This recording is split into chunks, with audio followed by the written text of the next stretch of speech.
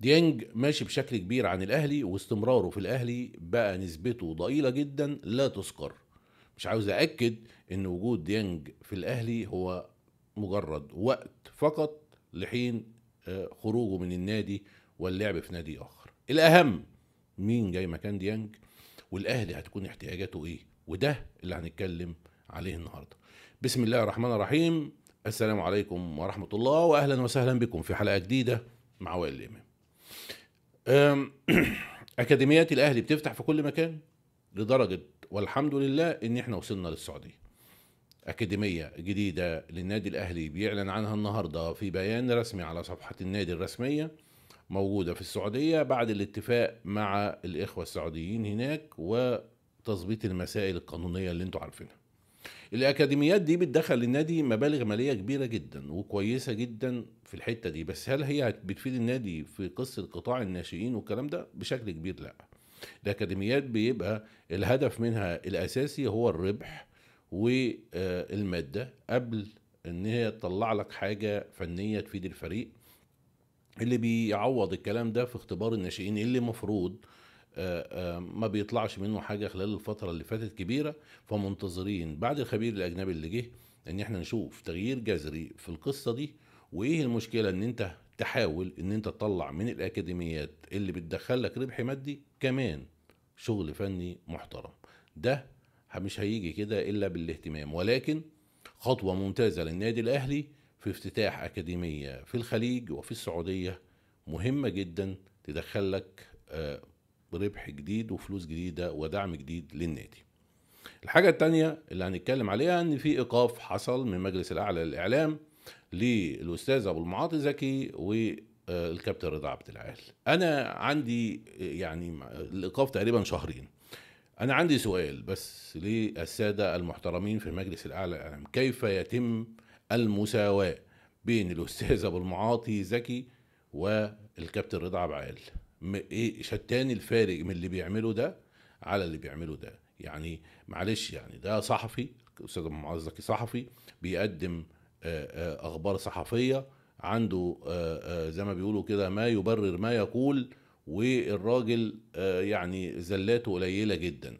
اما الكابتن رضا عبعال حدث ولا حرج، كل يوم حوار كده كده. احنا يا عم بيزعل لنا في الاستوديوهات يا عم، ده الراجل كل ما اشوف له فيديو الاقيه بيزعق.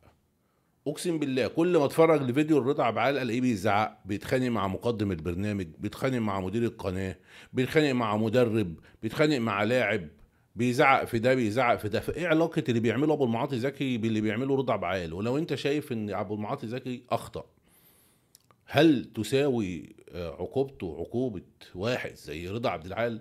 ده سؤال مهم من مجلس الاعلى للاعلام المفروض يجاوبوا عنه. بعد بنر الزمالك مشكله حصلت من وقتها.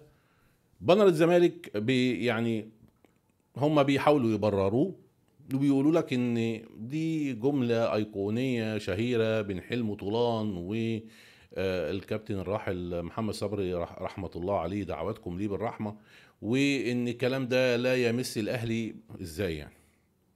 وايه لازمتها لما انت بتعمل زي ما بيقولوا ده عزاء جماهيري؟ عزاء جماهيري يا جماعة، عزاء الجماهير غير عزاء الناس الارستقراط والناس الكبيرة والمشاهير اللي راحت العزاء اللي كان داخل في النادي. عزاء جماهيري من الاستاد من الرابطة.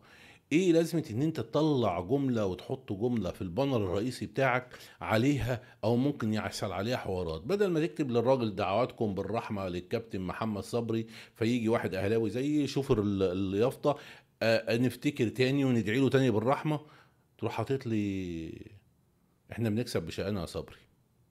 ايه الفكره؟ بترمي على مين الجمله اصلا؟ بترمي على مين؟ يقصد ايه؟ ان انتوا بتتعبوا انتوا بس يعني، ولا كلمه بترمي على حد تاني اللي هو المنافس بتاعك؟ ما هو نكسب بشقانا يا صبري، طب اللي غيرهم اللي غيرك يعني ما بيكسبوش بشقاهم؟ يا جماعه الكلام ده لا يليق. الميت ليه حرمه، على الاقل اكسب اي حد يدعوا له رحمه. ولو اهله استشرتوهم ان انتوا هتحطوا حاجه زي كده، انا بقول لك كانوا قالوا لكم لا، احنا مش عاوزين نعمل فرقه بعد ما حصل توحد حوالين اللاعب والكل بيترحم عليه.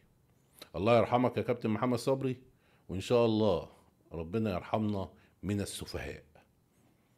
الحاجة التانية اللي هنتكلم عليها والأخيرة، ديانج مش هيكون موجود في النادي الأهلي بنسبة 99.9%. العرض اللي بيتقدم لديانج أو اللي عاوزه ديانج من النادي الأهلي عرض كبير جدا، ما تقدرش النادي الأهلي يغطيه في لاعب خط وسط مدافع، وجاي له عروض من الخليج قوية جدا كبيرة جدا تقدر تفيده الفترة اللي جاية كلاعب، وهو عاوز يطلع على الخليج يقدر ده لو ما كانش اصلا موقع بالفعل، لان في كلام كبير جدا على ان اللاعب اصلا موقع، وكل الكلام اللي انتوا سامعينه ده هو كلامه وخلاص لغايه ما نخلص وقتنا مع النادي الاهلي.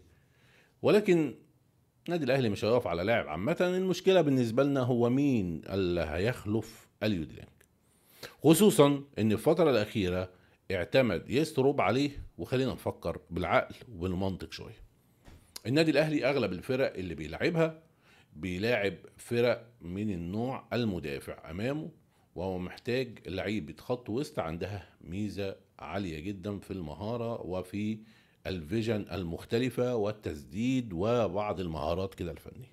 فلو جينا حطينا مروان عطيه واليو ديانج في نص ملعب الاهلي، فانت بتقلل كتير جدا من الحته دي، ولكن بتستعيد الحته دي بقوه تانية، وهو قوه الضغط والقوه البدنيه واستعاده الكره بسرعه. وده تقدر تستفيد منه او تقدر تعوضه بلاعب زي محمد علي بن رمضان لو اديت له الثقه الكافيه واشتغلت عليه بدنيا بشكل كافي. وانا بقول لك ان محمد علي بن رمضان هو افيد لاعب يقدر يفيد الاهلي بعد خروج ديانج، وخصوصا بعد عودة الأسد إمام عاشور في نص الملعب. فتخيل معايا مروان عطية، اليو ديانج، محمد علي بن رمضان في نص ملعب الأهلي، آسف مروان عطية، إمام عاشور، محمد علي بن رمضان في نص ملعب الأهلي الفترة القادمة.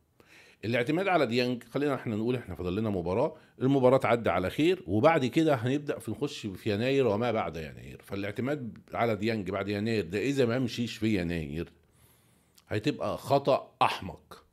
لازم أجهز فرقتي باللي هيكمل معايا. محمد علي بن رمضان لعيب كبير ولازم نستفيد منه، محمد علي بن رمضان لازم يبقى موجود في نص ملعب الأهلي مع إمام عاشور الراجع بقوة، ومعاهم مروان عطية. ولو جينا فكرنا الأهلي محتاج إيه عشان نحسبها، باكين الطرف بتوع الأهلي إذا كان الباك اليمين أو الباك الشمال لا يؤدي الواجبات الهجومية بتاعته كما ينبغي بأمانة كده. وعندك مروان عطية واليو ديانج، اتنين واجباتهم الدفاعية اقوى بكتير من واجباتهم الهجومية، فده 4. وعندك اتنين مساكين فبقوا 6. فالاهلي فعليا كل الخطورة وكل الحاجات اللي بيعملها قدام والشغل الهجومي اللي بيعمله قدام بيعمله عن طريق 4، وبالاخص 3، لان ما عندناش راس حربة. مين؟ زيزو، تريزيجيه، بن شرقي. طب الدليل قالوا له تعالوا نرجع نتفرج على الماتش اللي فات ونستعيد الاهداف. زيزو بيعمل عرضيه بيحطها تريزيجيه، ادي واحد من الثلاثه، 2 من الثلاثه. الكره الثانيه بيعدي بن شرقي ويعمل العرضيه فيحطها شريف، ادي واحد من الثلاثه اللي قلت لك عليهم، والرابع المهاجم. الكوره الشوط الثاني امام عاشور اللي هو بيشوط، اللي هو نزل مكان او لعب مكان زيزو بعد ما خرج، بيشوط فبترد وطاهر بيخبط فيها فبيحط تريزيجيه. ادي كل اللي اشتركوا اللعيبه اللي انا بقول لك عليهم او بدلائهم في اماكنهم. الهدف الرابع بيحطوا امام عاشور اللي كان مكان زيزو، فادي واحد برضه من الثلاثه اللي انا قلت لك عليهم. فاذا الاهلي بيعتمد بشكل اساسي على الثلاثه دول. طب ازاي مع بعض الفرق القويه اللي ممكن تقابلك واللي هيكون عندها شراسه دفاعيه اقوى هتقدر تشتغل بالثلاثه الاربعه دول؟ بس لازم باكين الطرف يشتغلوا معاك ويشتغلوا معاك بقوه، وتزيد كمان معاهم واحد في نص الملعب يكون تقيل فنيا قدام عشان تزود عدد المهارات في الفريق والامكانيات الهجوميه من الفريق عشان تقدر تخترق الخصوم دي. فالكلام ده محتاج قدرات فنيه معينه. لو في يناير قدرت تجيب باك شمال، واكيد باذن الله ان الاهلي بيفكر او بيخلص في باك شمال اجنبي يجي في الفريق مع مهاجم اجنبي، وتبدا تعلي تنزل محمد علي بن رمضان مكان ديانج، وتعلي جوده المراكز، بعض المراكز في بعض اللاعبين او ببعض اللاعبين المحليين، يعني ممكن حامد حمدان نشوفه في الاهلي وهكذا. فساعتها الاهلي هيبقى شكله مختلف واقوى مع الراجل ده، خصوصا ان يستروب بيعلي الحمل البدني على اللاعبين وناوي يخلي الاهلي وحش بدنيا. الاهلي الدور الثاني، وهفكركم بالكلام ده، مفيش فرقه هتقدر تتحمل الضغط باذن الله البدني اللي هيعمله النادي الاهلي على الفرق الدور الثاني.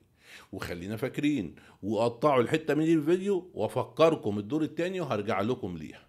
بدنيا الاهلي يتجه ويصعد صعود عالي جدا مع هذا الرجل، وان شاء الله هنشوف الدور الثاني بشكل مختلف خالص، او ما بعد يناير بشكل الاهلي بشكل مختلف خالص بدنيا. فخلينا نفكر دلوقتي مين هيجي يسد الثغرات في الاماكن اللي فيها مشاكل في الاهلي. اولا الراس الحربة بالتوازي مع الباك الشمال، الاتنين دول بنفس القوة. الاهلي لازم يبحث عن المركزين دول باسرع وقت ممكن، دول الاهم دلوقتي، والباقي كله يقدر يجي. واحد هيكون مكان اليو ديانج عشان تعوض مركز 6، ممكن يكون حامد حمدان ويبقى موجود مع في النادي الاهلي. مروان عطيه حصل له حاجه، انت عندكش واحد 6 بنفس القوه دي ابدا لو اليو ديانج مشي.